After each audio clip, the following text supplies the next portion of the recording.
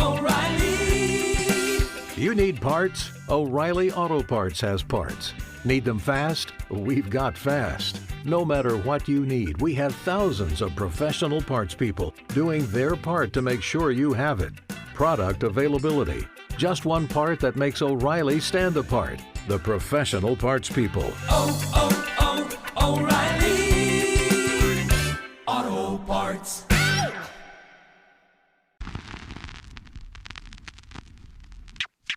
So strange.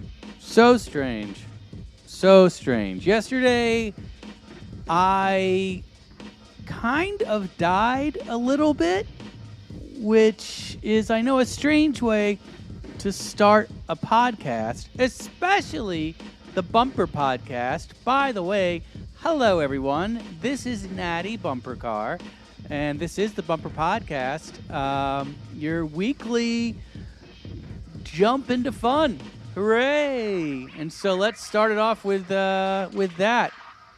Yesterday, well, first off, also, I don't know where anyone is here at the Bumper Podcast. I haven't seen Pig. I haven't seen Rufus. I haven't seen Producer and Doodle Poodle, anybody, for weeks. And I come in, and I just kind of click on record, and it seems to be working. I mean, the thing is, do I even need Producer?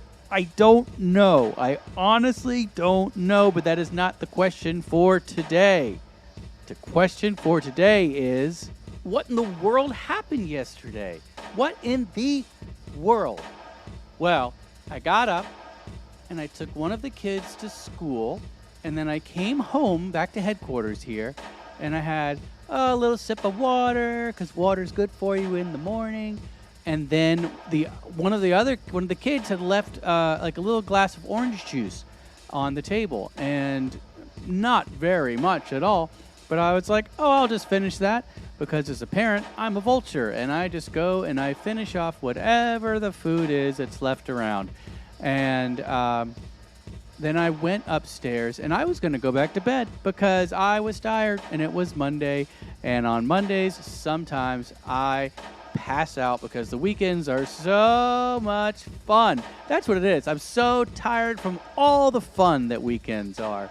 I used to love weekends. Growing up, I remember, man, I'd be like, oh, I can't wait for the weekend. Everybody's working for the weekend. Here we go. It's Saturday morning. Woo!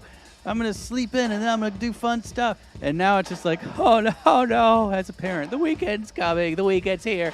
Oh, no. And then Monday comes, and I'm tired. But so I got into bed, and my hands were weirdly itchy. Like, I was like, what is going on, hands? Why are you so itchy?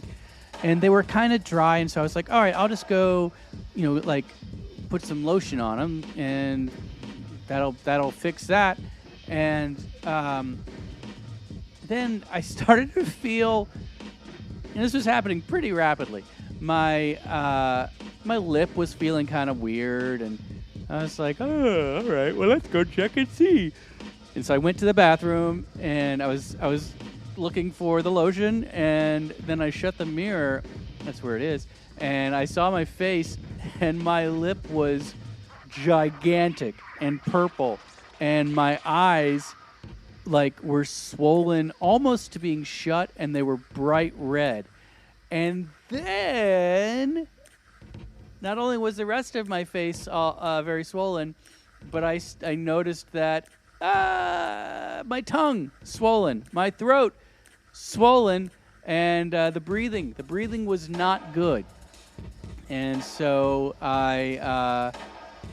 I grabbed my rescue inhaler, and I did that. Just hopefully, I was like, all right, this will open up my airways. And then I was just like, all right, calmly, let's find the shoes. Let's make sure we have all the stuff, the wallet, the phone, the keys. All right, where's a jacket? Perfect. Let's go downstairs. Let's get to the car. Let's go to the closest urgent care. And I was doing this all as everything was getting much worse. Like, the breathing was just like, and the tongue. It was. I don't like tongues. I don't like to talk about tongues. I think they're weird and kind of gross. But the tongue was a lot. It was a lot more than it's supposed to be. And I couldn't talk. And so really just around the corner, I would say maybe 3/4 of a mile away from the house is an urgent care. There's one that's closer, which is a CVS, but I looked on the thing and they were not open yet. And so I went to the other one. And at a light, there's 2 lights in between my house and this place. So at the second light, it was red light. And so I texted my wife and I was just like, hi, having an allergic reaction. We're going to urgent care, period. That's all I had time. Then the light turned send, light green, off we go to the urgent care. Get to the urgent care, park. Can't breathe, like really can't breathe. Stumble into the place, lumber into the place. There's no one there.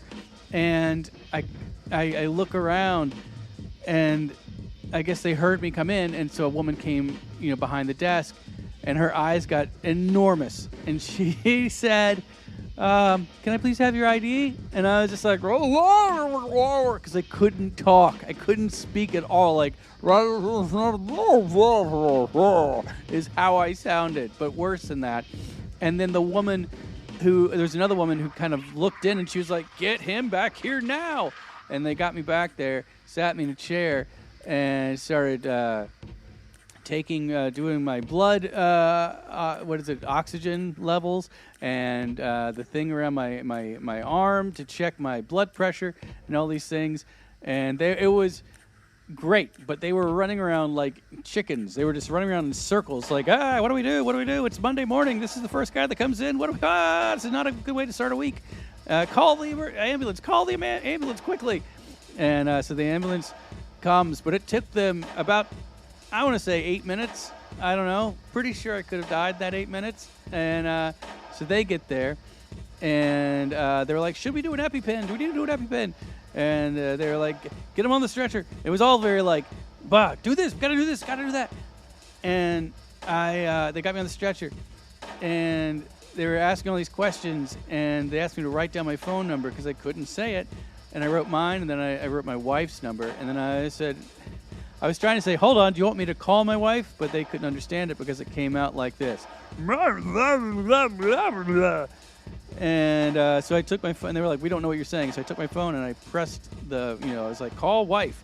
And then I handed them the phone, and then she got a call from a police officer. And, when you get that call, it's scary. And so she, was talking to him about the situation, what was going on. Should she come back? And I was like, no, I got this, and then I get whisked to the ambulance, and they put an IV in me, and then it's Benadryl, and then things start to calm down a little bit. They were debating whether to do the EpiPen or not, and an EpiPen is like, the guy was telling me about it, and I wish he wouldn't have. It's a tube with a giant needle. He said giant needle that they jam into your leg, and then like whatever. And it's what they do when I guess you're going into anaphylaxis, which is not good thing.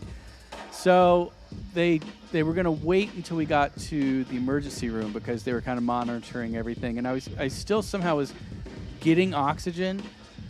Even though the breathing was just like very rapid.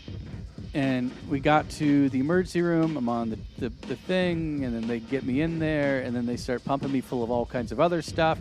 And, I have all those, I'm plugged in. I've got tubes. I've got things on my fingers, it was just a lot. And I ended up being at the hospital for like 10 hours, and because the swelling wouldn't go down. Like, it was very slow. Like, like my face would get a little bit better, and I realized at about like 3 o'clock that I hadn't eaten anything since pretty much 5 o'clock the last day, and I was just like, please have some food.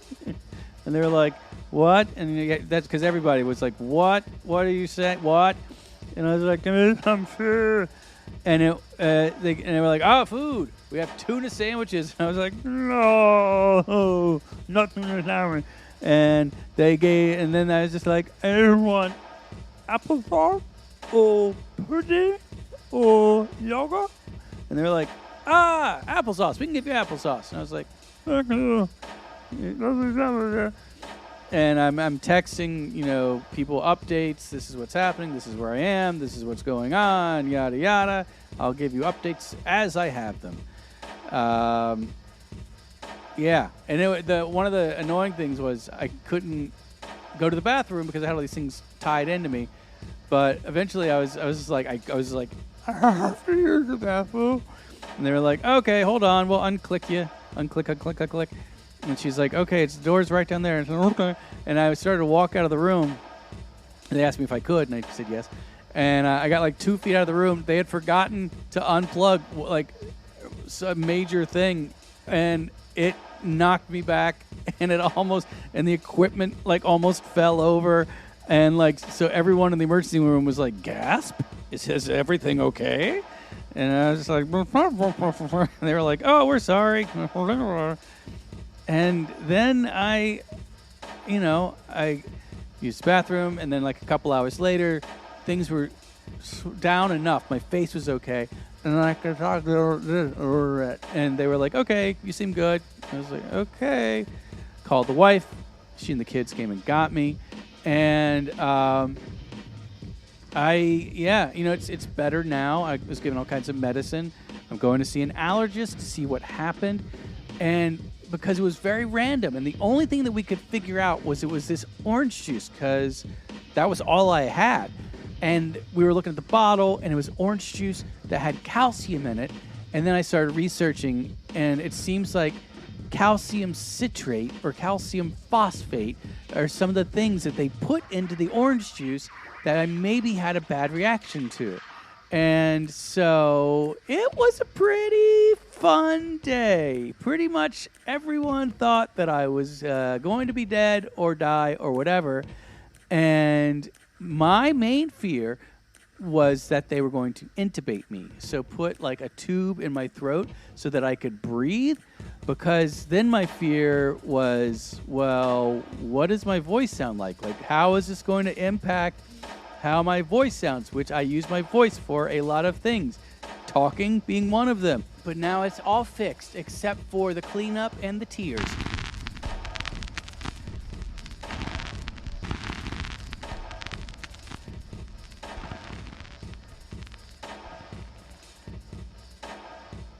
The Bumper Podcast is an oftentimes hilarious weekly romp with Natty Bumpercar and some of his pals. It is family-friendly, clean, and ridiculous. Thanks a bundle for listening. If you love our show and you'd like to help support the podcast, check out our Patreon page at https://www.patreon.com/nattybumpercar. Also, pretty please subscribe wherever you get your podcasts. Share it with everyone everywhere, post about it on all of the social medias, or leave a rating and review. The Bumper Podcast is produced at headquarters in Coffee Can Alley. It's recorded, mixed, and produced by producer. The Bumper Podcast features contributions from Aloysius J. Pig, Rufus T. Rufus, Doodle Poodle, Robot, Trunks, and a gaggle of other silly rascals. Our head talker is probably Natty Bumpercar. We also have an absurd newsletter. Check it out and subscribe at nattybumpercar.com/subscribe. Also, you can follow me on Instagram and Twitter at Natty Bumpercar. Hugs and hearts. See you soon.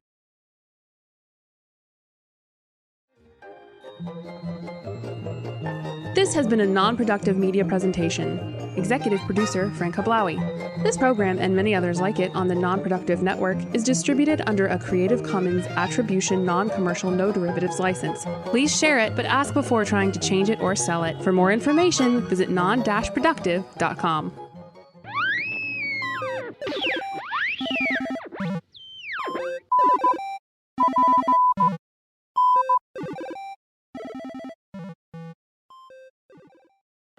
Join us today during the Jeep Celebration event. Right now, get 20% below MSRP for an average of $15,178 under MSRP on the purchase of a 2023 Jeep Grand Cherokee Overland 4xE or Summit 4xE. Not compatible with lease offers or with any other consumer incentive offers. $15,178 average based on 20% below average MSRP from all 2023 Grand Cherokee Overland 4xE and Summit 4xE models in dealer stock. Residency restrictions apply. Take retail delivery from dealer stock by 4/1. Jeep is a registered trademark. What if you could have a career where the opportunities are as vast as our nation, where it's not about mission statements, but a shared mission? At U.S. Customs and Border Protection, we go beyond to protect more than borders. From ship to shore, air to ground, cities to local communities, CBP agents and officers are keeping people safe. Join U.S. Customs and Border Protection and go beyond for something far greater than yourself. Learn more at cbp.gov/careers.